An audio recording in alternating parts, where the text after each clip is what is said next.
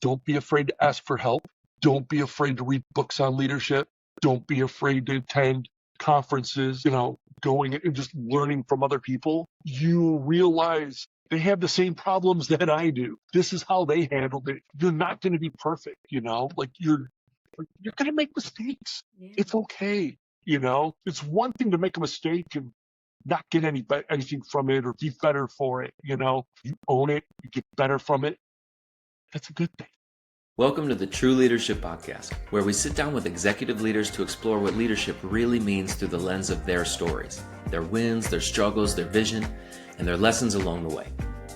I'm Ty Hammond, founder of One Mountain Leadership and creator of the True Leadership Approach, an awareness-based path that helps leaders shift their focus from what to do about their problems to how to grow from them.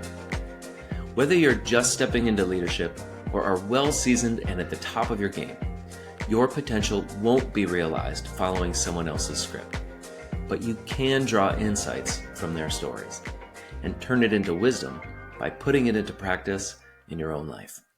Welcome to the True Leadership Podcast, where we explore the essence of leadership beyond tactics and performance by sitting down with executives to hear what matters most to them. I'm your host, Jessy James, and today's guest is Dennis Czajkowski. Dennis is a veteran broadcast and digital operations leader with more than 30 years of experience building and scaling high-performance media systems.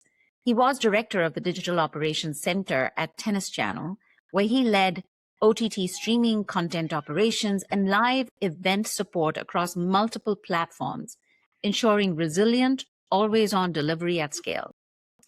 Dennis has held senior roles at Univision, CDS Interactive, and Allen Media Group, where he built incident response programs, optimized VOD and fast workflows, and led cross-functional technical teams.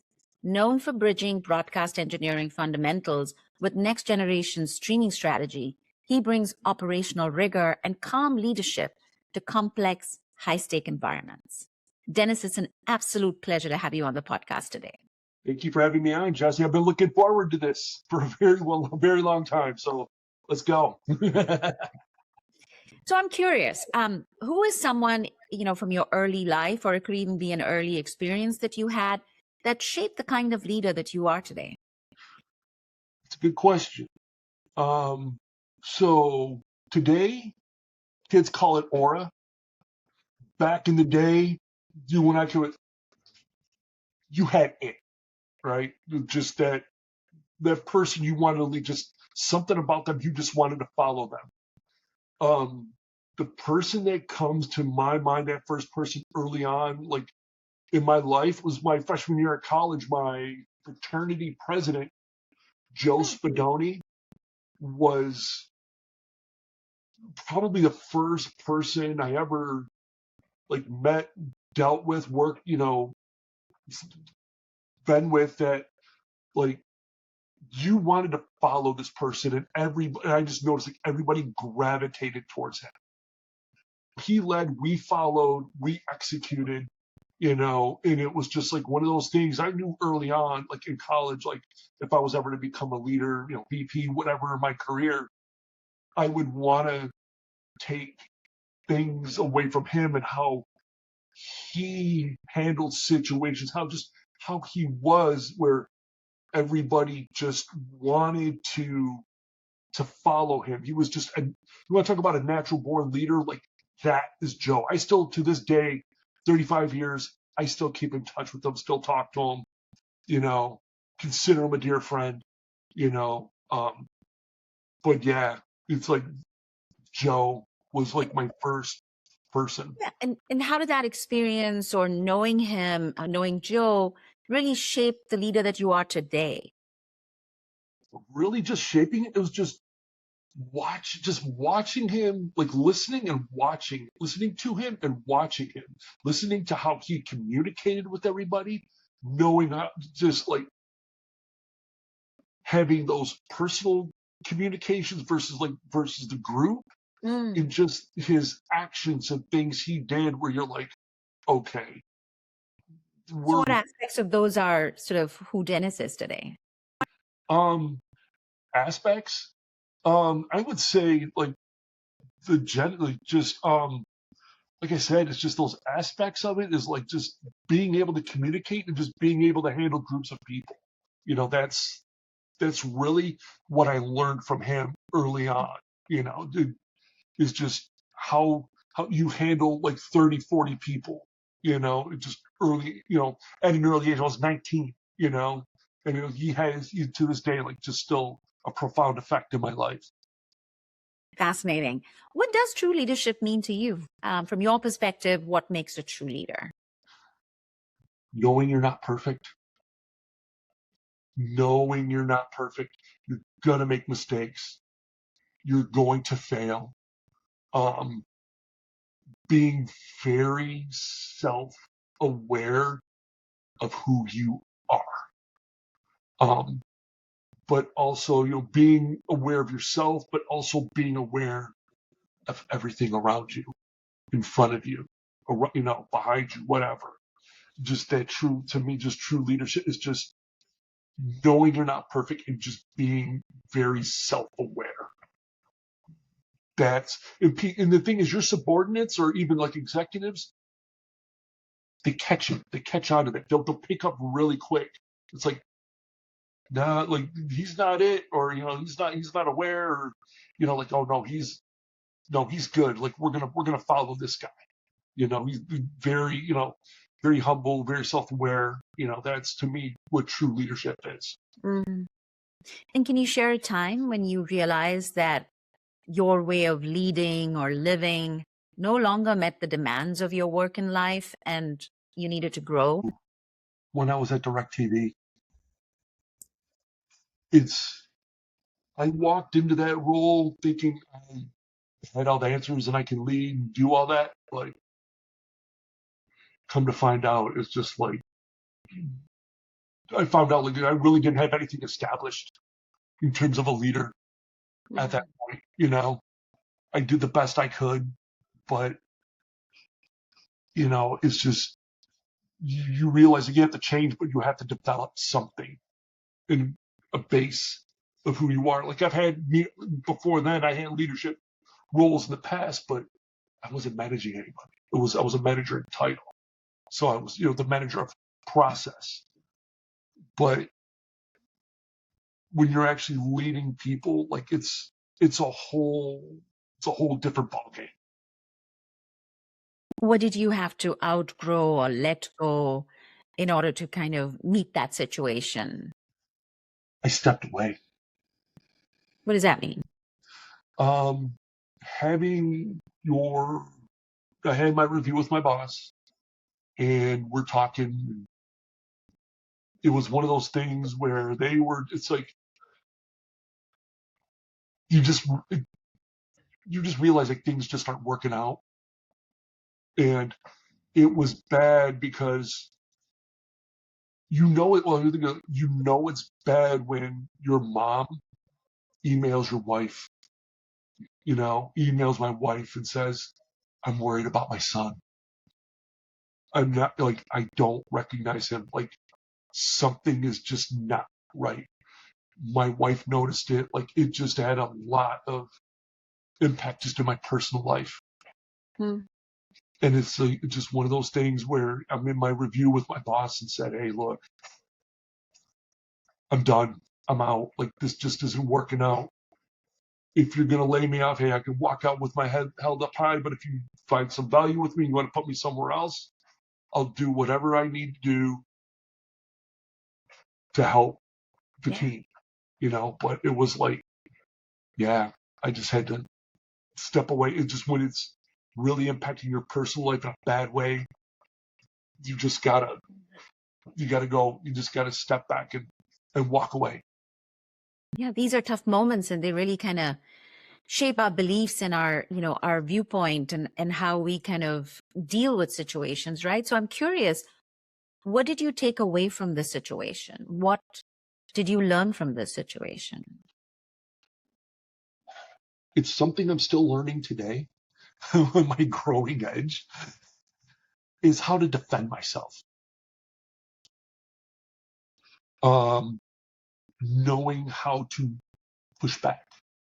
But because in the challenge that I have with just learning is just, I'm 6'5", I'm 45, 45. I have a big booming voice. I have been told by bosses in the past, like, you have to be careful because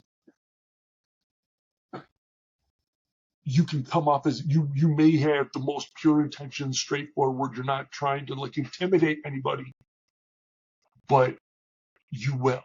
But to kind of circle back is just to answer your question is just learning how to defend myself, and going like the thing I'm proud of myself about is just like I walked away. I took that chance. It was just like, hey, I'm out. And it actually, in hindsight, put me in another position where I actually had bigger wins when I stepped away from management and went into that individual contributor role. But what I, just said, like, just really just learning how to defend myself. And Dennis, thinking about your journey over the past few years, what has been the most valuable investment that you've made in yourself for your own growth? Getting people around me, coaches, having good leaders in front of you that really take a true interest in you at heart. A person that comes to my mind, one of my recent bosses, Rebecca Avery, greatest boss I ever had. She let me grow. She knew, it's like, here, this is how you do, this is what we do. Here, just go. And then kind of like gave me little things to like watch just grow. And then she just knew how to build confidence, how to get me to build confidence in myself as a leader. And you walk away and you just, yeah, I'm here, and it's one of those things. And I followed her to Univision, it's just, I knew that I'm going to go into a situation. She's going to bring the best out of me and we're going to do great things. So yeah, it's like her, just getting those people around you, people from my past, like just having mentors. An old mentor of mine at DirecTV, Eric Johnson, he would sit there, like we would do meetings like once a week, and he would just question me and make me think about things, and really just helping me see things through the other side. Yeah. And one person that I really start to like working with more is lady by the name of Sherry Watt. Totally, by chance she reached out to me on LinkedIn. Really it's just like just having good people around you that are firm, like just the people that know how to be firm yet loving, know how to challenge you, just getting like having a coach. And it's not a bad thing, so yeah, it's just realize it's like just having good people around you and knowing that it's not a bad thing to ask for help. Yeah.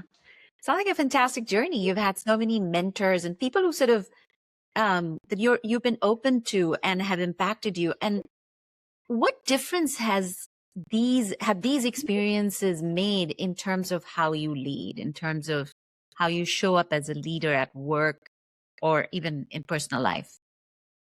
They gave me the tools on how to lead. Some tools, not all the tools, but some tools. It's just being like just giving me the tools just to do the like, from being a tactical perspective to like a strategic perspective, and being able to switch between the two and knowing where your sweet spot is, where you're being tactical and strategic at the same time. Got it.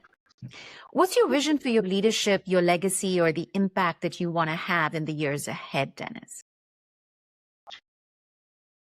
My impact is I want people to know I always had, I wasn't perfect, but I always had your best interest at heart. To always, I always love to have relationships with people where it's like, I'm not necessarily going to have you at my house, for Christmas dinner, but I could always talk to you in a way where it's like another leader that I had in my career where I would make a mistake at something and he would just look and like 3 words, hey man, like, he would just look at me and like, really? Really? And it was like, and then it's like, you get hard on yourself, like, oh, you know what? Yeah, he's right, man. I'm gonna go be better, you know. And though that's the kind of leadership that I really aspire to be, where I just have those relationships with my team, higher ups, where it's like it's business, it's not personal, where you can have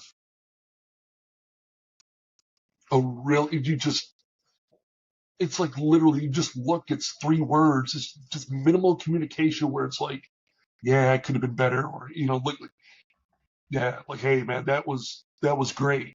Wow, thank you, And that was one thing, it's just, yeah, it's just effective minimal communication. Yeah. Like, I can't really just say enough, It's just really just knowing when you walk into the room, it's like, I'm not trying to intimidate you. I'm not trying to bully you or make you feel less than. It's just like, hey, we got a job to do. Like, let's just get through this.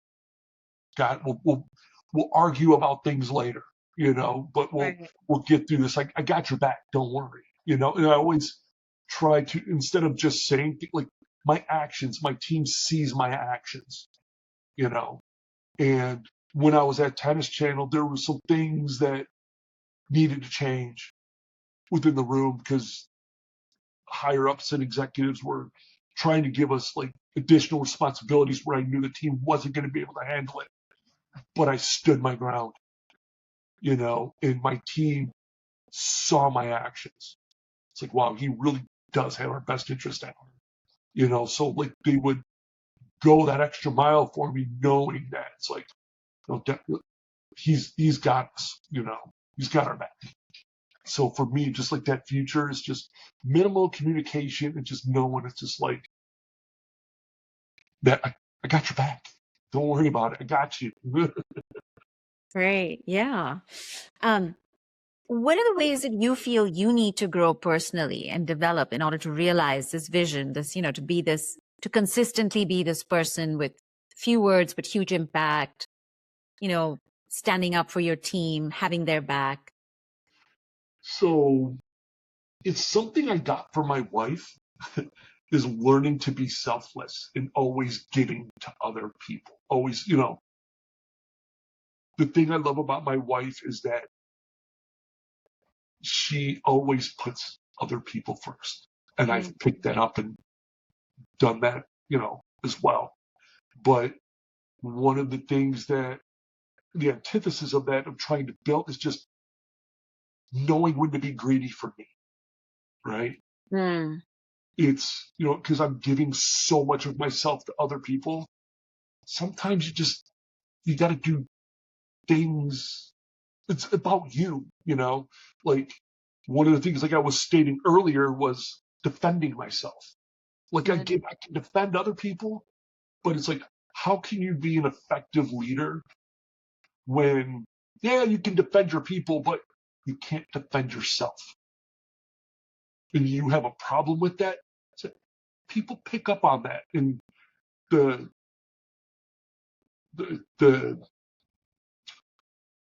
people that really, that kind of have those bad intentions pick up on that and use it against you, So like, it's just really just one of those things I'm just trying to get better at. And just in my life in general, it's just doing something for me, just being a little greedy for myself, because I'm giving to everyone. Just for me. Yeah. Do something for me.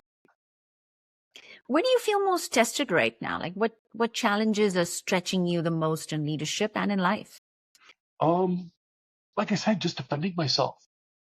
That's one thing I just really, and Jessy, have thought about this question for days, and really what that growing edge and that thing is just, what is it? Just really kind of just looking, trying to do like that replay of 30 years, and everything in my career that it's like learning to defend myself, when people just try to play me or work me in such a way to get what they want, but it's going to impact me in a bad way, me personally, that I need to learn to defend myself. Really. That is my biggest challenge right now. And part of that, where that challenge comes into, is what I stated earlier, is that I'm a tall guy, I'm a tall, big guy with a booming voice. I have to be aware of when, either it's a VidCon meeting like this, in a room, one-on-one, just knowing what they do, and I have to be very, very careful about, like, if I am going to defend myself, how I go about doing it, because I don't want to come off as an intimidator, a bully, It's like, no, I'm standing my ground. That's what it is. Like, it's not personal. Like, I'm standing my ground. And that's what you're sort of, in a way, exploring and trying to figure out. Yeah, What a journey. It's something that I haven't really thought about until this moment. It's just like, just defending myself. Like, instead of just not necessarily being a doormat, but just learning how to do it in a way where I'm not trying to be, let's say, like an intimidator or a bully. And a lot of people, I'm 5'1", and Uh-huh. people kind of feel like, oh my gosh, if I was just taller, if I had a booming voice, people would listen to me. I'd make an impact just by walking into the room, right? So thanks for kind of, providing a different perspective here. We all, have our set of challenges, and we live in a world, right, that reacts. Yeah, and you know what though? A lot of people, short people I know, there's some of the biggest spitfires in the room, man. And I love it. I just go, just go. Yeah. So this last question is more of an invitation, Dennis. You have this time and space to offer to our listeners whatever it is that's top of the mind for you, top of your mind and heart. Just share straight from your heart, anything at all. Take your time. The floor is yours. When you start out as a manager, I guarantee you 99.9% you're going to do it wrong.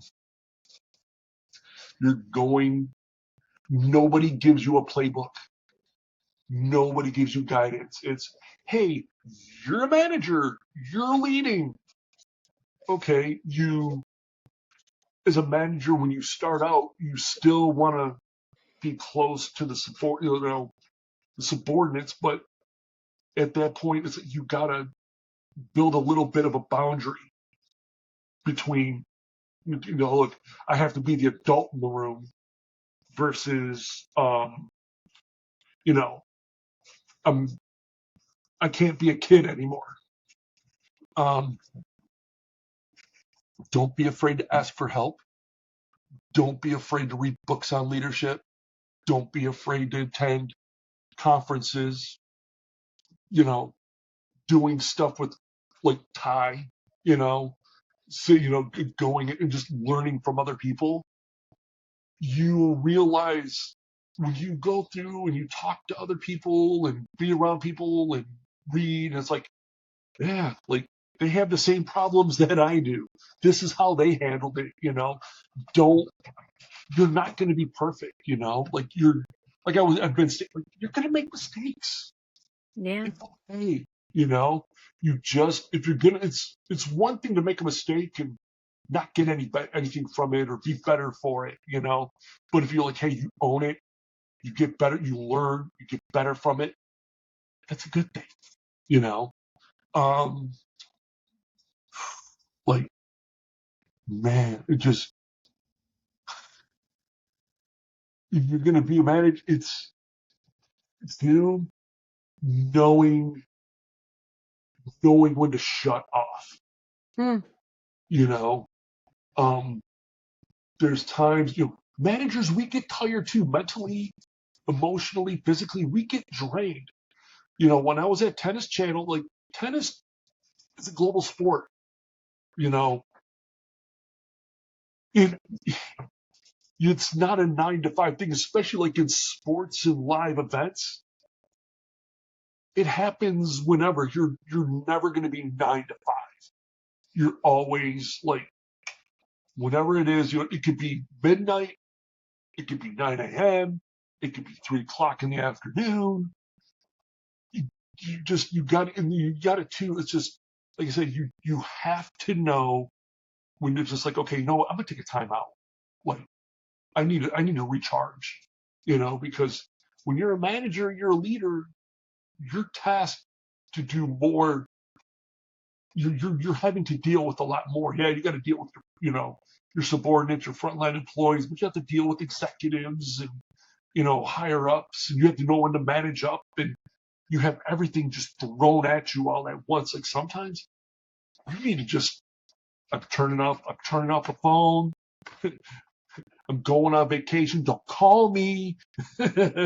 So a lot of that, yeah, it's just knowing when to shut up, and just, you have to know when to reset. So with that being said, yeah, I think I've hit pretty much everything I wanted to say. Yeah, thank you. Dennis, I really appreciate the wisdom that you've shared today with me. I've gotten so much out of this conversation, and I'm sure that whoever listens will benefit equally from this conversation. Thank you so much for Thank being you for having me. I greatly appreciate it, and I look forward to watching myself and listening to myself talk and having our conversation. Sounds great. Well, thank you again. All right, thank you. That's it for this episode of the True Leadership Podcast. If you enjoyed this conversation, you can subscribe to YouTube, Spotify, Apple Podcasts, or wherever you're listening to this to catch future episodes. This conversation was brought to you by One Mountain Leadership, where we help leaders grow the capacity, confidence, and presence of true leadership through the True Leadership Approach. To learn more about the approach, our offerings, our community, and how we can help you realize your potential in both leadership and in life, visit us at onemountainleadership.com.